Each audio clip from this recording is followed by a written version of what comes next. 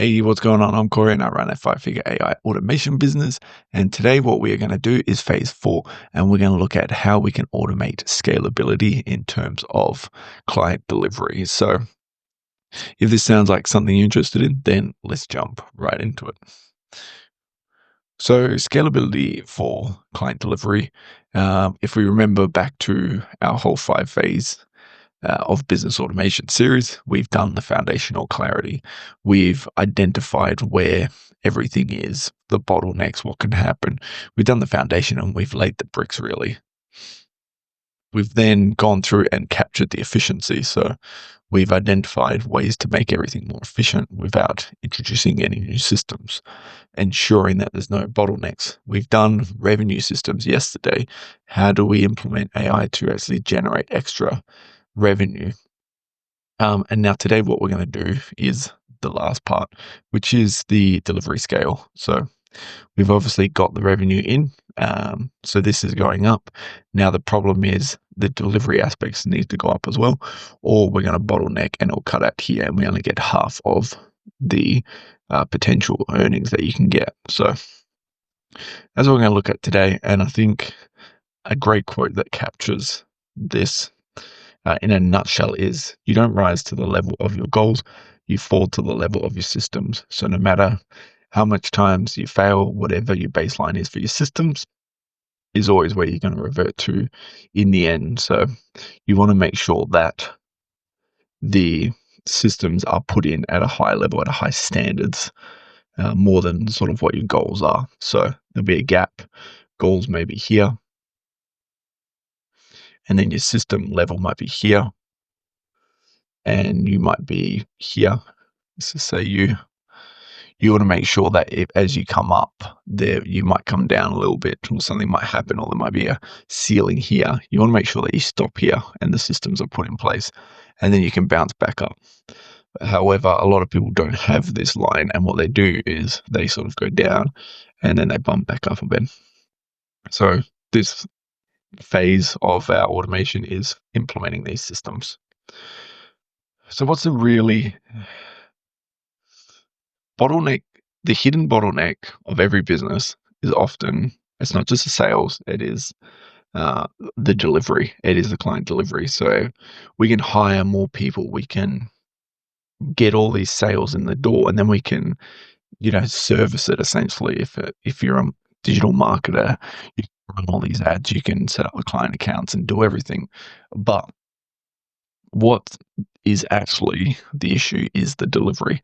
It's missed emails, confusing onboarding, project juggling, how we're doing everything post signing the contracts with these new clients. And I speak from experience. So when I first started, we go on a timeline like here, where time, and then maybe this is clients.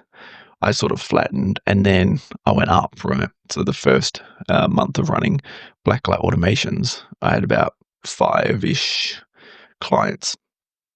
Now, I didn't think that was too bad, but of these 5, 2 of them were retainers. So how our retainer model works is that we offer an X amount of hours of build time per week dedicated to these people. So now all of a sudden I've got 10 hours per week that had to be serviced here. I then also needed to do all my daily emails, my daily sales, the outreach. Then I become juggling projects. So 2 of these were retainers. So we had 2 builds, and then we had 5 extra projects, one of them being a very large scale. So we had about 5 or 6 different, and it was just chaos upon chaos.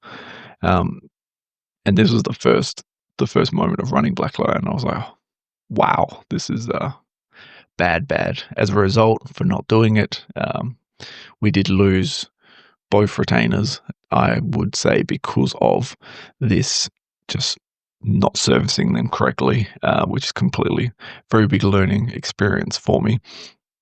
And now what I make sure that we do is the clients go up, but now the levels are there, right? So my system level is here. So if something happens, we'll always revert back and we'll keep going like this. And then we raise the system level here, and then we just keep going up and up. So I speak from experience in this. And yeah, I wasn't running a business. I was putting out fires every time I sat at my desk every morning. I looked at what was happening. I had Slack messages from people saying something was broken or it wasn't working. I had messages on my emails saying, "Hey, we need to do a sales call like within the next 2 days." I had people waiting for contracts coming through. Onboarding sequences weren't being followed, and it was just a bunch of fires. So I ended up resorting to this fire thing. So I'd walk in the office, there'd be a fire here, there'd be a fire here, bad fires. But my job then was putting this out, putting this out.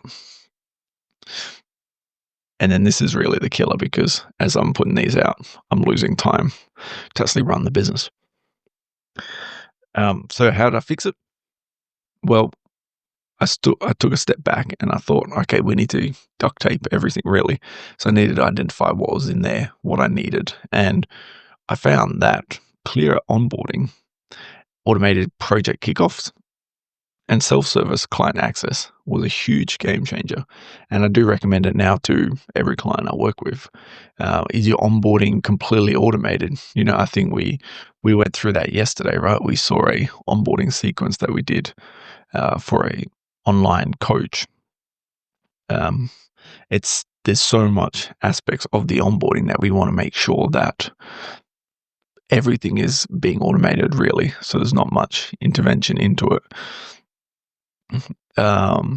There's also, it's a very manual process and it doesn't need to be. There's a very clear start point and there's a very clear end point in every onboarding process.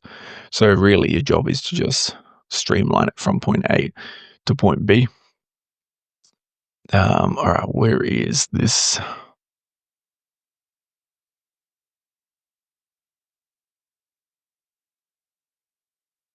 So we saw this briefly, but this is an example of fixing a clear onboarding process. So initially it started out in this client's in particular started out in the head and they say, oh yeah, we do task A and then B, then C, right? And what we did is we started mapping it and we turned it into a flow, uh, like so. And then we started building it out. So now we can see the moment a contract is signed, they're getting an onboarding email, which books them to calendar links for certain things, certain documentations they need to fill out. They're getting invited to a school community. They're getting added to their own business Slack channel. And then we've also got fallback options. So if they haven't got a Slack ID or they're not connected as a Slack, then they are getting an email themselves and also the owner is getting one as well. And something so simple like this, if you think about it, we don't need to send any more onboarding emails. The invitation to sort of social, so you could say like and subscribe to my page. In terms of the communication is handled, so now they're added into the Slack channel. So stuff can just come in straight from this point here, about here, and then just go straight into, okay, I have all the documentations. We've got the kickoff meeting, onboarding meeting done. You're in the channels, I can just start working now. And it streamlines it all. So what happens after this? The onboarding, once this is done, the projects can then start kicking off. So then, we have tags for certain people. So maybe let's go Andy today and let's go Sarah. Maybe they're in charge of setting up accounts. And then Sarah is in charge of, let's just say implementing something, right? They can start and then this gets completely onboarding. So the moment the onboarding is done, Andy goes, okay, I can start. Once Andy's done, he can switch the tag over and the project can then kick off into the next bit. So now Sarah can start the project. And this Andy will just need to change from start to completed on his end, and then it'll automatically assign the project to the next staff member. But just from these two things, you can see this service delivery model is it's still like a 90% done for a lot of the back end operations, like the administration stuff. Then on top of that, if we add a self-service client access, now how this works is we can have a dashboard like this, full custom dashboard if you really wanted to. But in here, you could have a status of certain things. Not many businesses have started doing this, although they should. Is incredibly valuable. But you can have a status of your projects. So it can sort of either be a progress bar, where like here,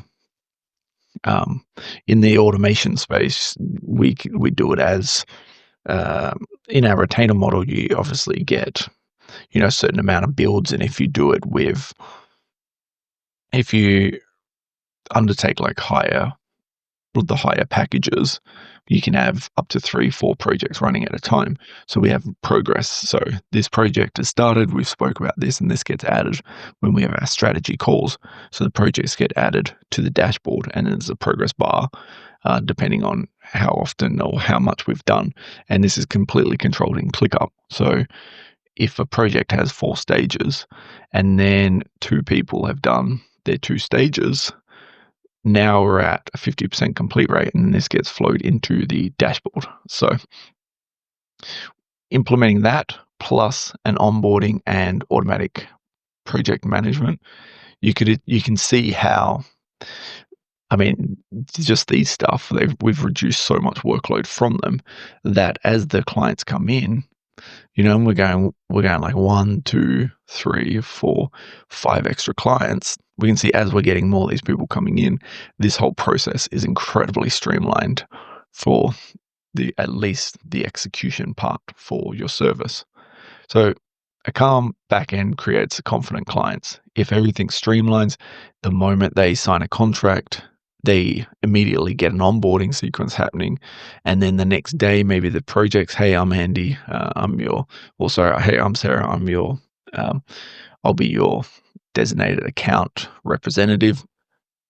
Is everything going okay? And this is how big companies do it. And you can notice it. When you go into Apple, you get a streamlined service, Microsoft streamlined service. Even going to something like a local, maybe not a supermarket, but a higher end electronics store, this still does the same thing. It feels like a streamline. You just go in there, you get what you want, you come out.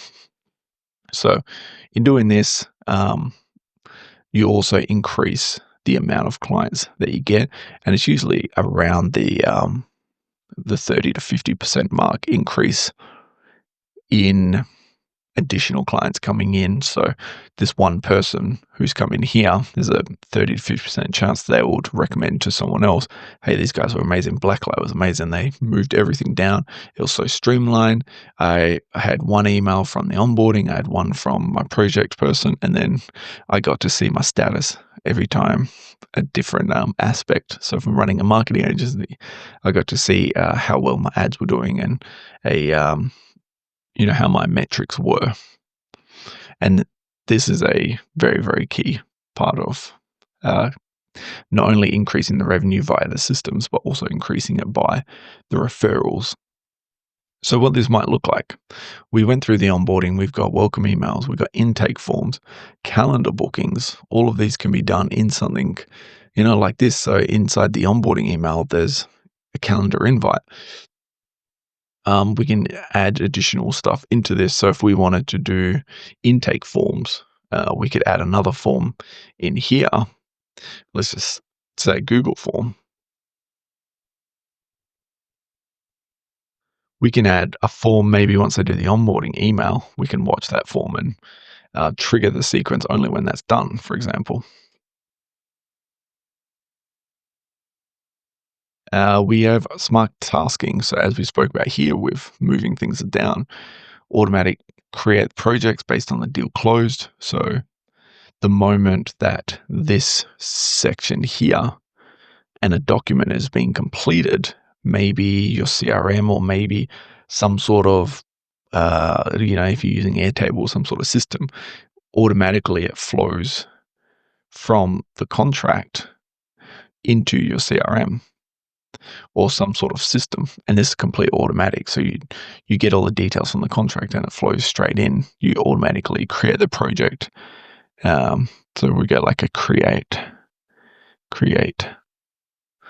project. And this is completely done on auto task. And the same thing as when the deal was closed or there's some sort of variation to the contract.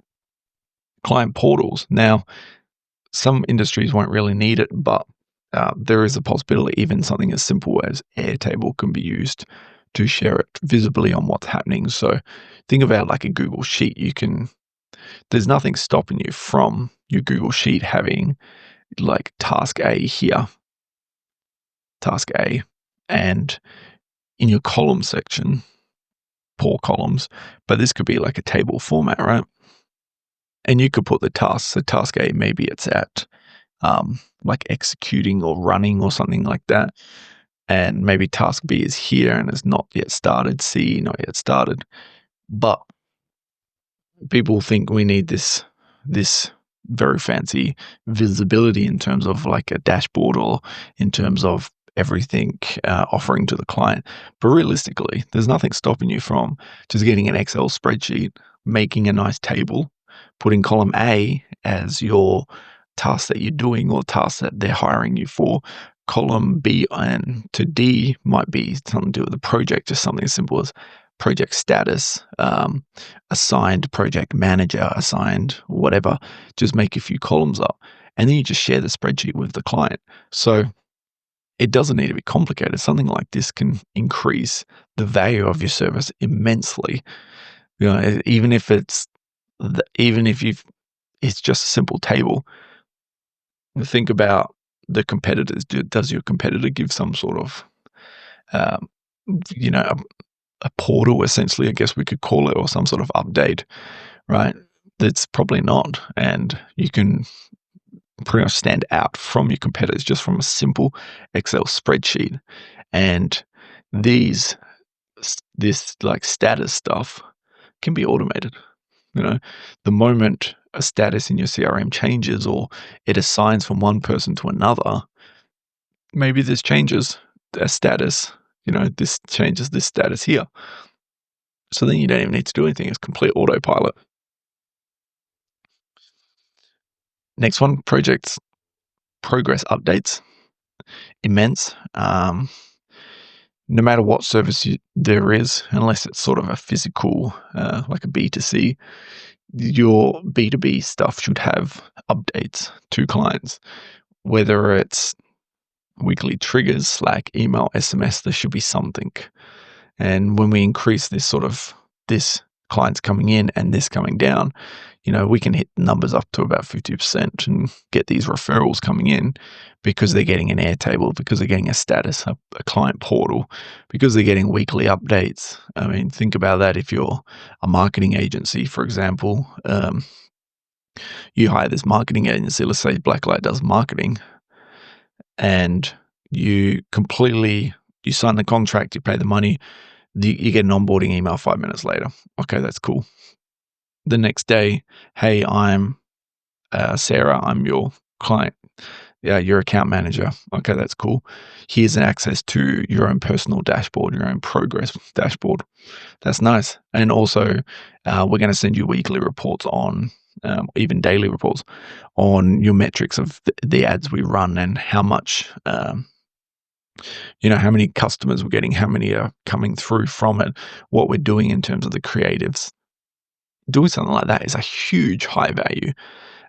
I can tell you from experience when, just from the automation side, when I pitch these I don't like the word pitch, but when I sell the service for Blacklight, the one thing that makes one of the biggest difference is post-implementation support.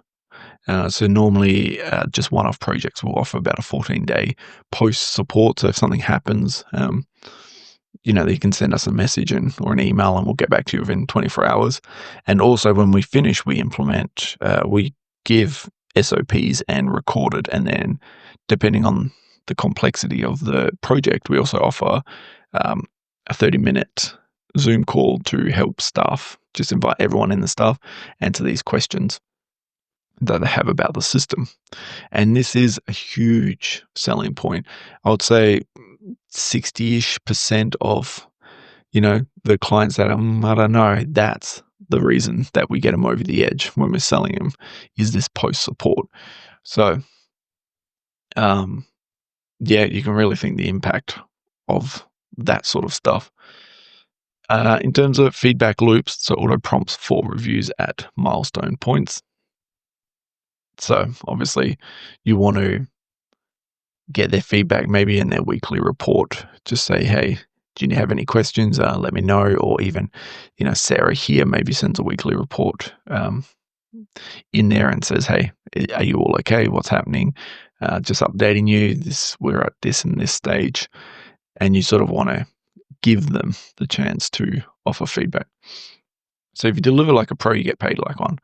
I mean, we mentioned it before, right? If we add this service and we get a client dashboard, we get an onboarding email 5 minutes after we pay the contract. We get these the next day. We get an account manager, or maybe we get some sort of value within the first few days, ideally, that you should be giving clients, especially as you get higher and higher ticket, just to stop that buyer's remorse.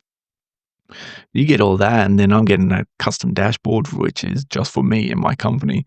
I'm getting weekly reports. I'm getting post implementation support or post something support. That's an immense value in terms of what you're delivering.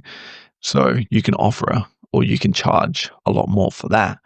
I mean, me personally, if I got all this stuff in here, I would be happily paying way more than the competition or their competition in terms of, the service, what we're going to sell them. So very simple things, automations can help do it. And if we do implement the sales side, if this systems that we spoke about yesterday, that is huge. You have your sales system skyrocketing. You're bringing in heaps and heaps of clients because we've automated the revenue. And now our whole thing is streamlined. So there's no bottlenecks. So it's just a constant up and down service, acquiring clients and then delivering the service. And it's a very predictable rather than sort of, there's some here, there's some clients, we failed at something there and we're going to go back.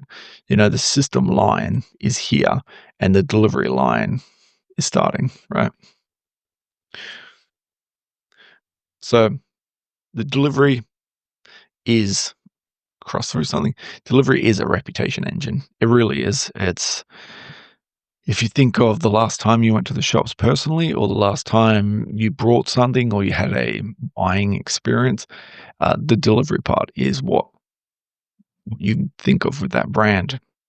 If we go back to like Microsoft, Apple, you would go to Apple expecting a very, very smooth delivery because it's a lot higher price. It's sort of a fancier, I guess, experience, where Microsoft may be a lot more like professional. So you understand even like the language and what they use and the staffing, what you sort of expect for A and B.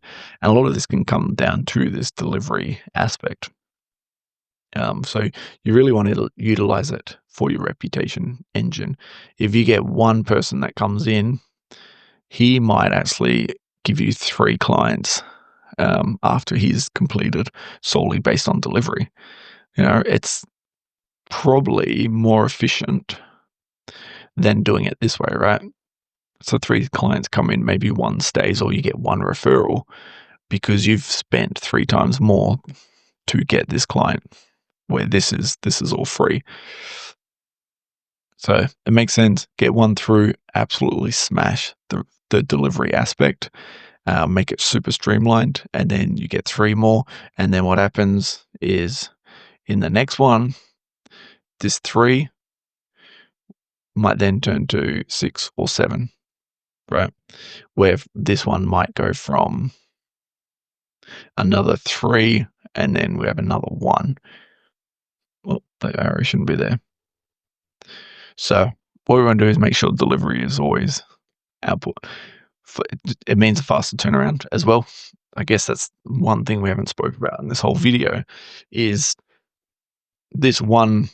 Let's say we take one person to service. This is, um, this is the customer acquisition, and this is the servicing part. This might take 5 days, let's say, for a bottleneck. If this thing is streamlined, we might get 1 day, maybe 2, or at least 2 days worth of the contract. Yeah. So we're making more money. We're having more people come through from this section here.